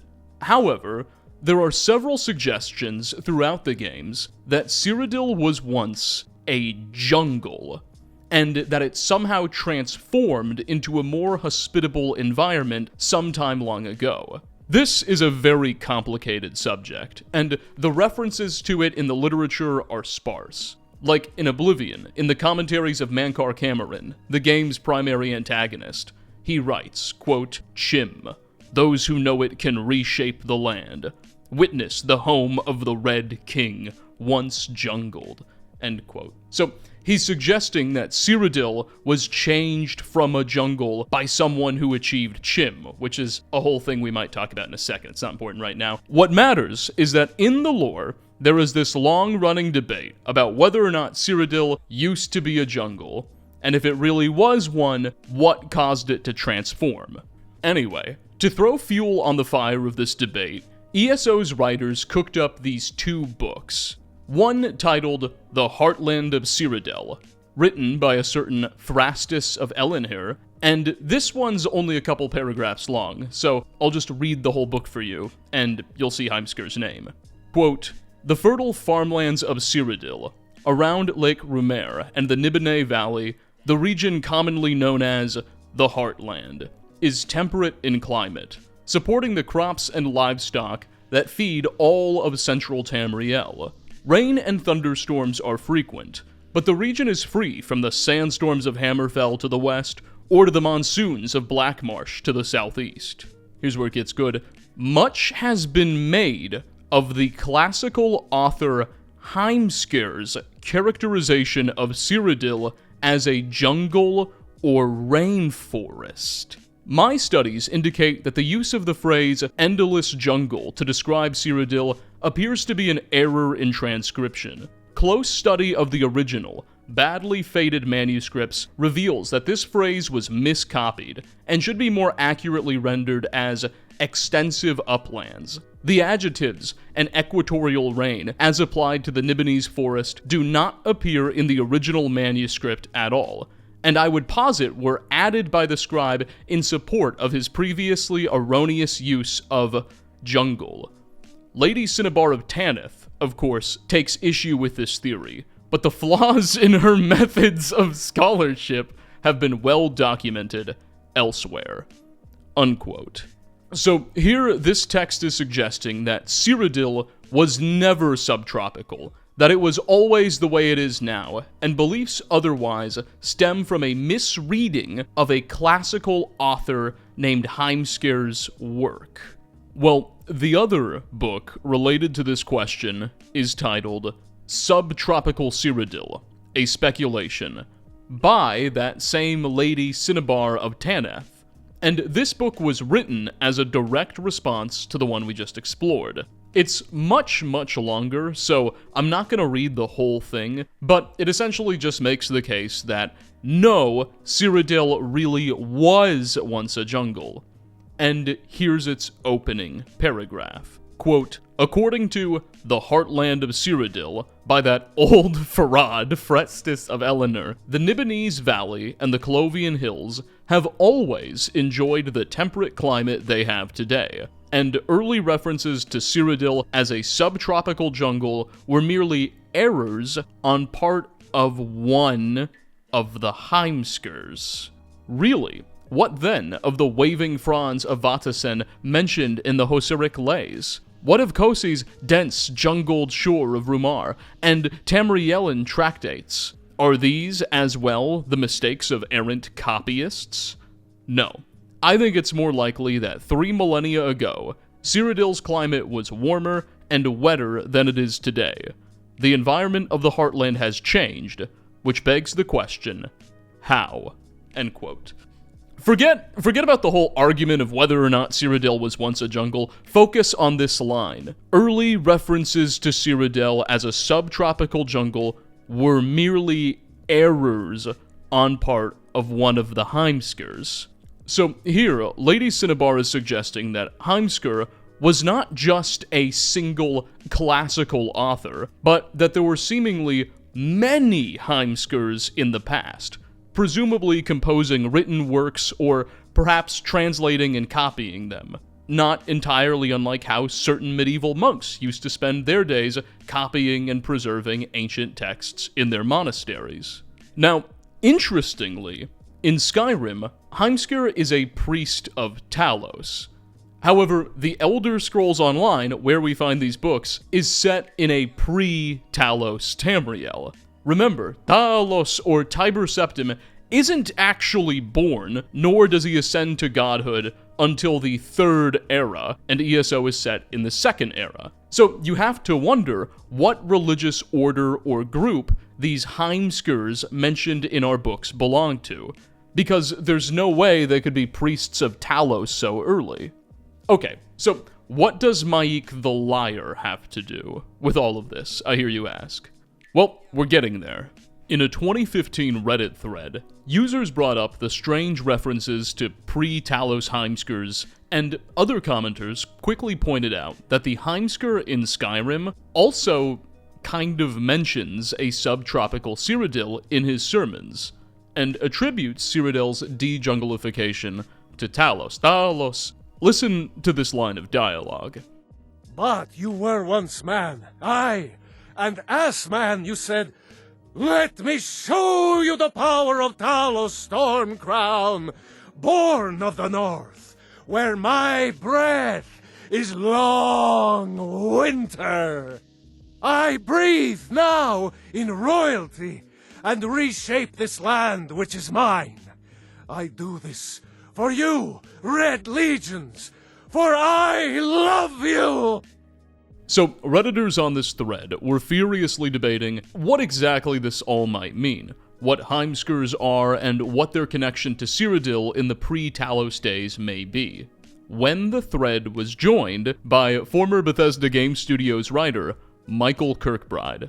If you've been watching my Elder Scrolls content for a while, you know all about him. But for the uninitiated, Kirkbride was one of the lead writers working on the Elder Scrolls from Redguard all the way up to the Elder Scrolls 4 Oblivion, though he was also involved in Skyrim and ESO's pre-production. Kirkbride is responsible for an insane amount of the Elder Scrolls' more metaphysical and religious themes.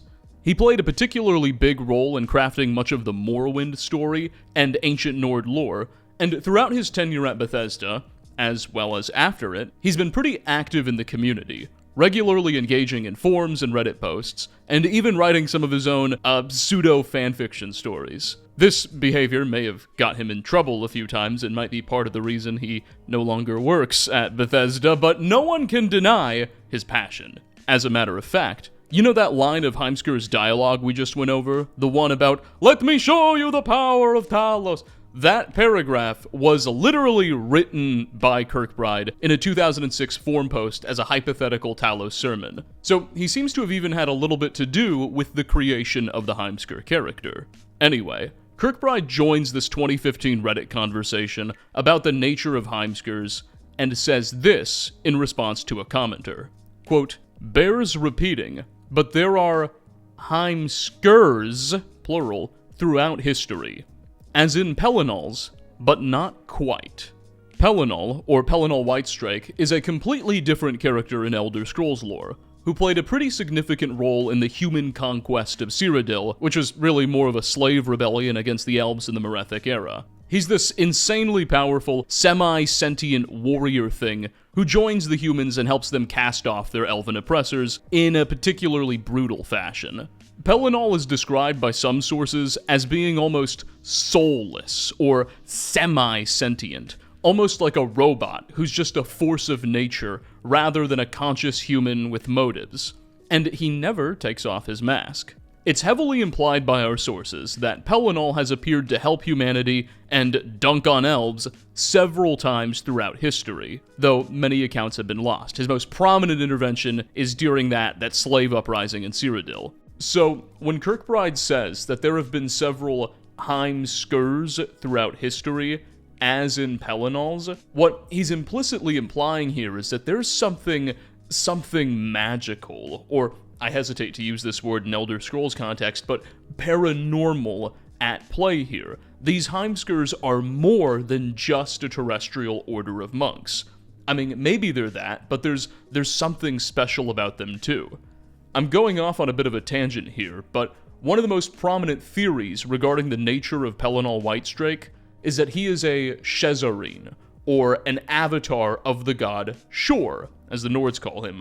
The other races refer to him as Lorkhan, the god that's responsible for the creation of the Mundus, who many of the other gods are very upset with.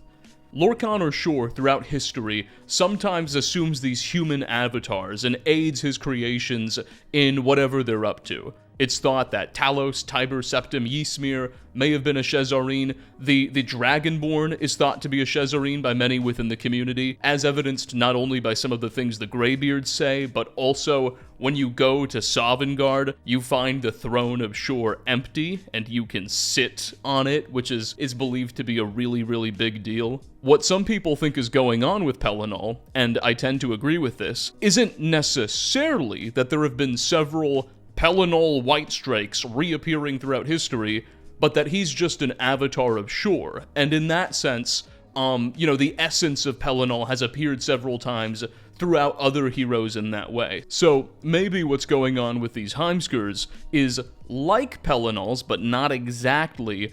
They have some sort of unifying component. Maybe they're not necessarily being controlled or mantled by Shore or anything. Maybe they're agents of a different divine, or perhaps they're all, tapped into some sort of divine essence, perhaps, that unites them that we don't yet know about.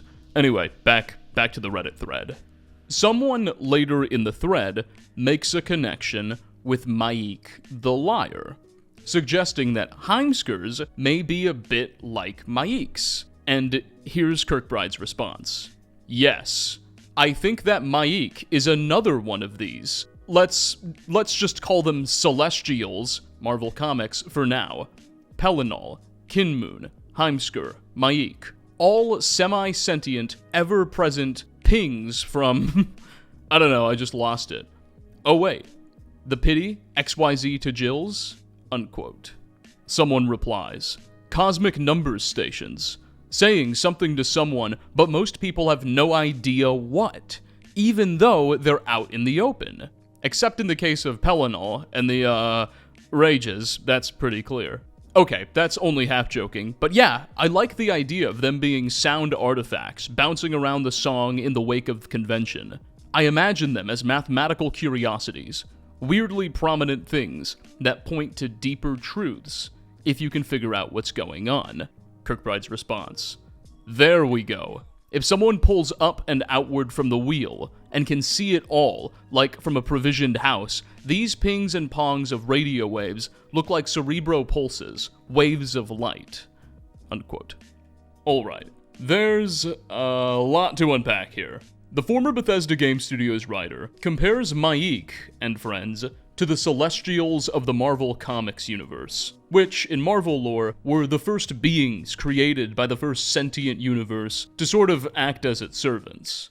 In that last comment, he draws the analogy of these characters performing a function in the wheel, as he calls it, similar to those of cerebropulses in the brain, rhythmic patterns of electrical activity in the neurons necessary for thinking and all of the brain's major functions. This is an interesting statement to make, because in the Elder Scrolls, the wheel, as Kirkbride refers to it as, is a metaphor for the Orbis itself. Basically, all of reality as we know it. The Orbis incorporates the Mundus, which is where Nirn, the moons, and our mortal realm are, but also the planes of Oblivion, and all of Aetherius, where Sovngarde is. The reason it's often called the Wheel is that when zoomed outward, the Orbis is supposed to resemble a cosmic wheel of sorts, with several rings and spokes. Kirkbride's allusion to cerebropulses is also pretty interesting, because there's this esoteric, still debated concept in Elder Scrolls lore of an overarching godhead. The idea that the Elder Scrolls universe as we know it, all the lands, the characters, and the gods are fundamentally the product of a dreaming entity referred to as the Godhead. And the world as we understand it and all of its happenings are fundamentally the Godhead's dream.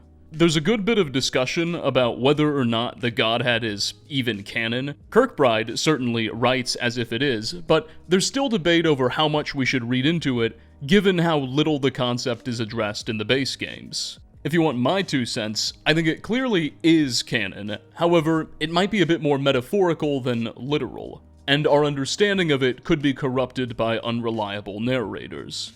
The Godhead is directly mentioned in several in-game texts, including Vivek's famous sermons in Morrowind. Mankar Cameron directly refers to it in his Mythic Dawn commentaries, and it's also briefly discussed in the Black Book, Waking Dreams, which we can encounter during the events of the Dragonborn DLC. The book is pretty short, so I'll just read it for you. Quote, "The eyes, once bleached by falling stars of utmost revelation, will forever see the faint insight drawn by the overwhelming question, as only the true inquiry shapes the edge of thought. The rest is vulgar fiction, attempts to impose order on the consensus mantlings of an uncaring godhead." Unquote. That's it, that's the whole book, but you get the idea. The godhead is mentioned in several texts, and there are many related concepts which enjoy even more grounding in the lore, and by proxy, in my opinion, kinda prove the whole thing. There's this idea of Chim, or Kim as it's supposed to be pronounced, which is said to occur when a character, through great effort, meditation, and/or intellect, is able to realize that they're in this dream and identify their place in it. Not unlike lucid dreams, this revelation allows whoever's achieved it to begin exercising an extraordinary amount of power over said dream. It's said that both Vivek and Talos achieve this state, the latter shortly before ascending to genuine godhood. Some players have even argued that the source of Maik's incredible knowledge and power may come from the Khajiit having achieved Kim himself, but I find that to be a little unlikely. He's a bit too nuts, and frankly, just not powerful enough, in my opinion. Anyway, all of this is to say that Kirkbride is comparing the existence of Maik and Heimskr to the pulses of a dreaming godhead, neurons firing, transmitting information around the orbis as the entity slumbers. Okay, so exactly what information could these characters be transmitting? How and why and to whom are the Heimskrs ranting about a subtropical Cyrodiil? Where is Maik getting his information about sleeping dragons in Oldgate from? Well, Kirkbride doesn't elaborate much on that in the thread, and he hasn't spoken about this character before or since in any of his works. However, I think I have an idea, and this seems to be the consensus of those in on this discussion in the community as well. Another extremely obscure, but quite relevant concept in the Elder Scrolls universe is that of a dream sleeve. The dream sleeve is a construct or perhaps physical location not unlike the realms of Oblivion or Therius that seems to facilitate the transferring of information between parties, kind of like an internet, among other things. In the Elder Scrolls I arena, the player regularly receives communications from a character named Rhea in their dreams, who guides us towards defeating the game's primary antagonist, Jagar Tharn. Tharn eventually, somehow, hijacks these dreams. He takes over whatever signal Rhea is sending and begins mocking the player through them. Tharn claims that he's overtaken Rhea's dream bridge with us, which seems to be the first ever allusion to this concept in the lore.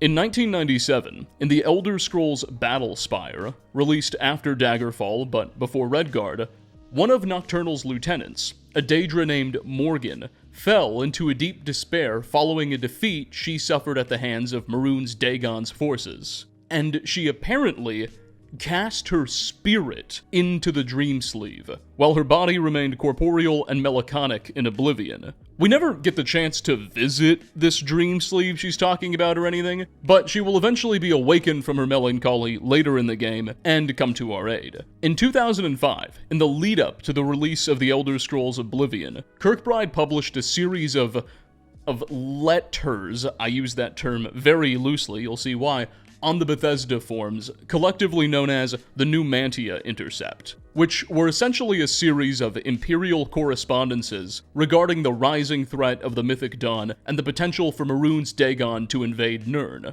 foreshadowing and setting the stage for the events of the upcoming game, which by this point in time would have already been nearing completion. Notably, however, the Numantia Intercepts aren't really letters as we understand them. They're actually described as dream sleeve correspondences. Take a look at how the first letter of the Numantia Intercept begins. Nuhata. that's the author, by secret glyph, Dreamsleeve transmission, line break, Dreamsleeve, urgent security protocols granted, line break, security protocols, Sphinx Moth Ancestor, Wraithbone Wards, line break, to Chancellor Okato in the Mastery, in triumph of absolute moral good, and then the letter kind of goes on and talks about the rising mythic dawn and all that stuff. But look at that. That's an email heading, by secret glyph Dreamsleeve transmission, and then it goes into all these protocols. What the heck? This is like how half of the Numantia letters open.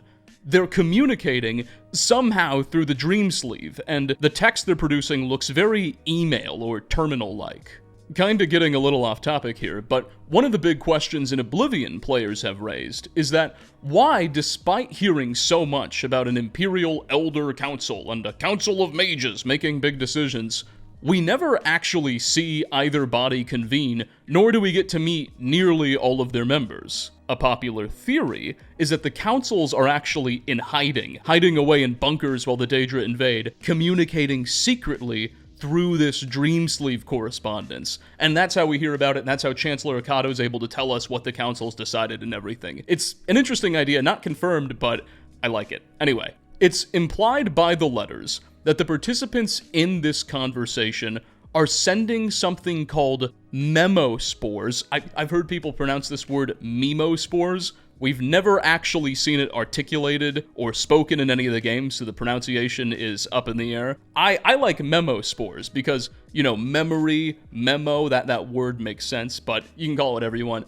They're sending these memospores back and forth throughout the Dreamsleeve in order to communicate, and they seem to function like encoded memories or dreams or something. It's not super obvious. Thankfully, in June of 2006, once again, on the Bethesda forums, Kirkbride provided the following definition of the Dreamsleeve to a curious user. Quote, Dreamsleeve. Stolen from a neat word Ken made up for Battlespire. The Dreamsleeve is a conduit for sending special transmissions used by weirdo magicians and Imperial clerks, mainly. Kinda like MySpace, only to reach it, one must have at least part of their brain constantly meditating, because one aspect of the conduit is that it is able to carry images of concepts not yet real, unquote. Now, like with so many things we've discussed here so far, there's a debate over whether or not the Numantia Intercept can even be considered canon. Because while it really does foreshadow the upcoming events of Oblivion, and even references directly several key Oblivion characters, like Chancellor Okato, which suggests that Kirkbride must have had at least some permission to publish this before the game was released, this is still an unlicensed text produced by Michael personally, and thus needs to be treated as such. This alone, no matter how much it references, no matter how much it foreshadows, can't be considered canon. Even still, though, for our purposes, doesn't even really matter if the Intercept is canon, because the Elder Scrolls Online has since affirmed the concept of Dreamsleeve transmissions. ESO has this textual web series called The Lore Master's Archive, where ZeniMax Online Studios' Lore Master would roleplay as various characters in the franchise to introduce new lore, books, or concepts in preparation for upcoming updates on the ZeniMax ESO official website. So, for instance, sometimes the Lore Master would roleplay as a historian from one of the games, and then write a report on some upcoming region of Tamriel in character and post it on the website. That sort of thing. Well, in 2018, in preparation for the upcoming release of the Murkmire expansion, which would open up a region of Blackmarsh for players of ESO, the game's then Lore Master, Lawrence Schick, took on the persona of an Argonian historian, and answered a series of questions from players. And this is how that archive opens up. Quote, Lawrence Schick, ESO's lead lore master, has been in contact via Dreamsleeve transmission with his Biko G. Lar, an Argonian emigrant from Murkmire. G. Lar serves Cyrodiilic collections in the capacity of Blackmarsh historian, of which he may be the only one, ever, He has kindly consented to providing answers as best he can to some of your questions." Unquote. So, there you go. Bethesda referencing the Dream Sleeve as some sort of vehicle for internet or email-like communication, that's a very loose comparison, being affirmed in an actual licensed text. Furthermore, while researching for this video, I found another similar example of this. Back in 2016, Loremaster Lawrence Schick and community manager Jessica Folsom hosted a podcast-like interview, where Lawrence took on the character of Pharastus of Elenir. Yeah, that same guy who authored one of our subtropical Cyrodiil texts. Specifically, he was against the idea of a subtropical Cyrodiil. And Miss Folsom roleplayed as a Breton author named Moriel. In the interview, Moriel asked Pharastus a series of questions based on the thoughts of people she got from the Dream Sleeve. Like, the idea here is that Moriel was tapping into the Dream Sleeve and somehow looking for interesting questions people had that she could ask Pharastus about. It's one of the weirdest bits of Elder Scrolls texts I've ever read through. Take a listen to this first paragraph. No, I'm quoting here, but this interview was originally recorded in a studio. This is Moriel talking. Quote, "You know how you mortals are. Well, I have a question from a bard in the Debellan faithful of Anvil called Tyrus. I had a lot of fun with this one. So, this person has been a citizen of Anvil for nearly a decade, but they have always had a hard time understanding politics. And it's one of the things that drew me into their thoughts in the Dream Sleeve. They recently returned from a long trip to Hughesbane to find the Gold Coast split between the control of the governor, Fortunata, and her trade company in Anvil, and Count Carolus, who's a nephew of late Emperor Varen of Kavach. So, his question to you is this, or the question I'd like to present to you. Are there any other powerful figures that lay claim to the Gold Coast, or hold power there? Or nobility, or otherwise recognized legions? Or do these rulers rule absolutely without the assistance of lesser political stations?" Unquote. Here's another example. This is still Moriel talking. Quote, "You see, I've found the dreams of someone of the Imperial Geological Society, a Gatur Atoll. This individual was excavating an area in Blackwood. Actually, and what they found there is what they claim is evidence of a severe geological destruction event regarding the endemic flora and fauna of Blackmarsh. What can you tell us about this?" Unquote. Found the dreams? What? It seems as though someone who knows what they're doing in the Dream Sleeve can just capture the dreams and thoughts of other people across space and time. This work goes on with more examples. It's one of the most fascinating texts I've seen, and frankly hasn't been talked about nearly enough. But I think it's safe to say that the concept of a realm or perhaps construct called the Dream Sleeve, where information can be accessed and transmitted across space and time, seemingly through dreams and thoughts, is something that Bethesda has officially affirmed and recognized. When Kirkbride compares Maik and Heimskr to radio waves, cerebral pulses bouncing around the orbis transmitting information, I think the source of their information is not Daedric gods or esoteric books they've read, but on some level, these characters are either consciously or subconsciously tuned into the Dream Sleeve, parroting information nobody understands into the world kind of sporadically, maybe without even knowing what they're doing. Heimskrs are not necessarily an order of Talos worshippers, but those few holy men who have somehow plugged into this Dream Sleeve, perhaps through meditation at their monasteries, and are now stuck echoing back an amalgamation of ideas which sound crazy to the rest of us. Heimskr, when translated from Old Icelandic, roughly means foolish. They sound like fools and liars who few pay any attention to.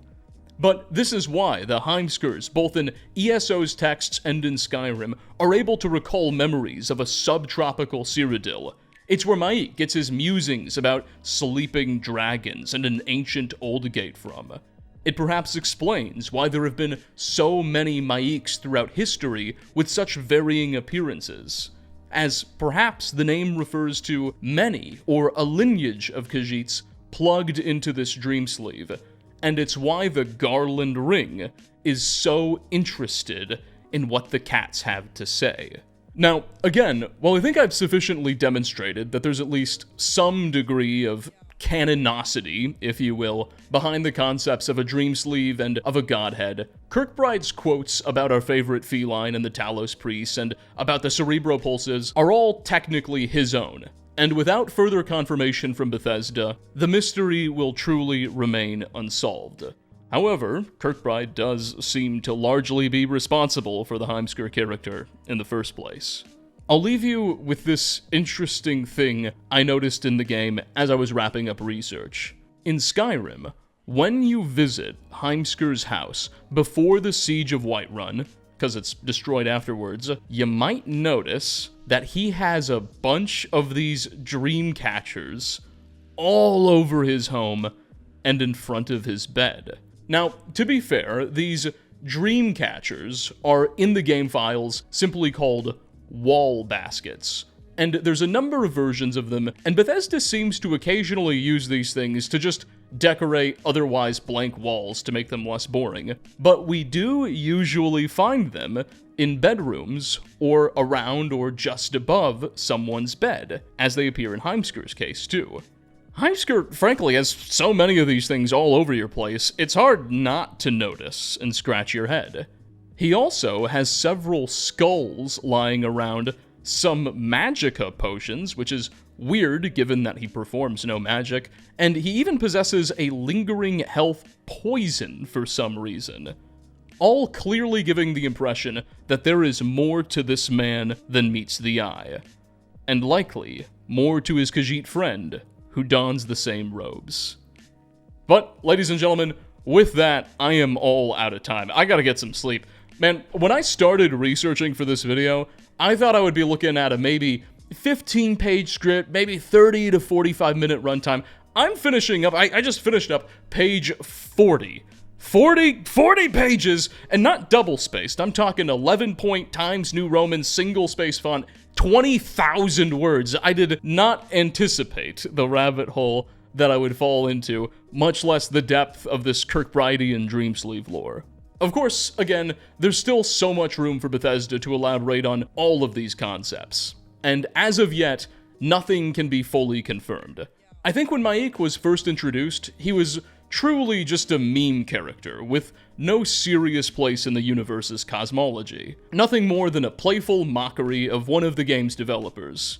But as the years have ticked on by, and the character has evolved, I think the writers are going to have a hard time not fitting Maik into the lore itself. And to accomplish this task, as they've done so often before, they may lean on the musings of their old friend, Mr. Kirkbride. Or maybe not. At the end of the day, when it comes to the origins and nature of Maik, only Maik knows, and Maik is a liar. Thanks for watching, everybody. And again, shout out to War Thunder for sponsoring today's video. Make sure to check out War Thunder for free now on PC, PlayStation, Xbox, and mobile devices, using my links in the pinned comment and video description to register. Those of you who are new or haven't played in 6 months will also receive a massive bonus pack across PC and console, including multiple premium vehicles, in-game currency, and more. You have heard that the Khajiit love naps, yes? So does Maik. Though maybe Maik is napping now, and this conversation is but a dream,